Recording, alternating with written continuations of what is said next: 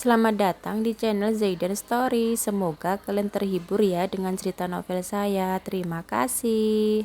2 menit kemudian Nisa keluar dari kamar mandi, lalu duduk di sebelah Firdaus tanpa berbicara apapun.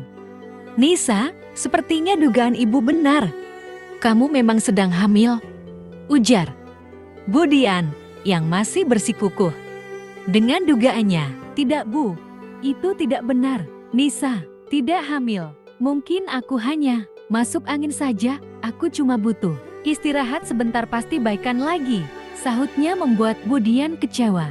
Budian menghela nafas berat dan langsung terdiam. Karena sejujurnya, dia pun belum yakin jika Nisa memang hamil. Ya sudah, sekarang pergilah minum obat. Lalu beristirahat sejenak supaya cepat sembuh. Siapa tahu setelah bangun nanti, badanmu agak enakan, ucap Pak Nanda.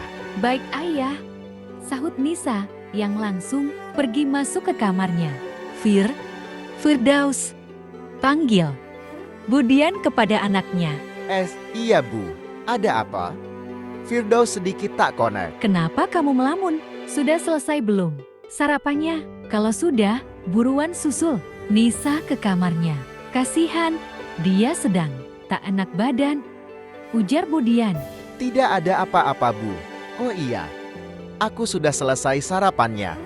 Aku mau langsung ke kamar untuk menemani Nisel Budian mengangguk. Ada gurat kekecewaan di wajah Budian saat ini, karena sejujurnya, dia sudah ingin sekali menimang seorang cucu. Aku heran deh, sebenarnya ada apa dengan Nisa? Dulu waktu mama sedang hamil Habib, juga merasakan seperti yang Nisa alami saat ini, merasa mual, ingin muntah. Tapi kenapa Nisa tidak mau mengakui kalau dirinya sedang hamil? Sabar Ma, kita lihat saja nanti bagaimana kelanjutannya. Namanya orang hamil, lama-lamaan pasti ketahuan juga. Perutnya pasti membesar bukan sudah. Jangan terlalu dipikirkan, sahut Pak Nanda. Apa papa ingin nambah lagi nasi gorengnya? Aku sudah kenyang, Ma sisakan. Buat Aisyah dan Habib mungkin. Sebentar lagi mereka akan turun untuk sarapan.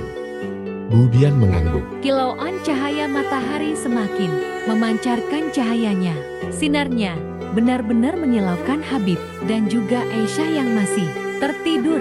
Sayu-sayu kedua mata itu mulai terbuka perlahan dengan tatapan setengah malas. Ketika terbangun tiba-tiba, Aisyah berteriak lantang setelah menyadari Habib sedang memeluknya. Kamu kenapa Aisyah? Tanya Habib, sedikit terkejut. Aisyah hanya terdiam sambil meraba tubuhnya yang masih menggunakan pakaian.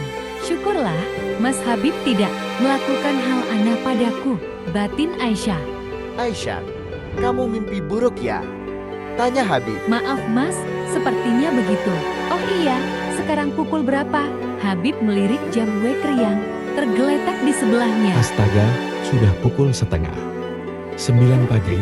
Habib melonjak dari atas ranjang dan berlari kecil menuju kamar mandi. Aisyah tersenyum melihat Habib, kebingungan karena bangun kesiangan. 5 menit kemudian Habib keluar dari kamar mandi lalu berganti pakaian yang telah disiapkan oleh Aisyah. Selamat pagi ayah dan ibu, seru Habib yang menuruni anak tangga. Diikuti Aisyah di belakangnya. Budian tersenyum melihat Habib dan Aisyah datang. Menu sarapannya apa bu?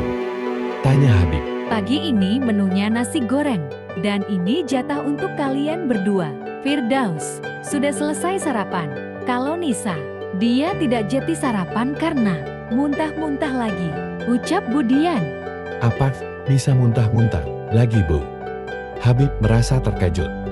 Lalu Budian mengangguk. Aisyah menatap ke arah Habib. Sepertinya Mas Habib sangat mengkhawatirkan Mbak Nisa, batin Aisyah. Ibu tidak tahu Nisa sedang sakit atau sedang hamil. Tapi menurut ibu, sepertinya Nisa memang sedang hamil. Tapi Nisa bilang tidak, ujar Budian. Apa tidak sebaiknya ajak Mbak Nisa pergi ke dokter saja bu, untuk memastikan keadaannya, daripada menduga sesuatu yang belum jelas malah bikin pusing, ucap Aisyah. Yang diucapkan Aisyah benar. Lebih baik ajak Nisa pergi ke dokter supaya hasilnya lebih akurat, ucap Pak Nanda ikut menimpali.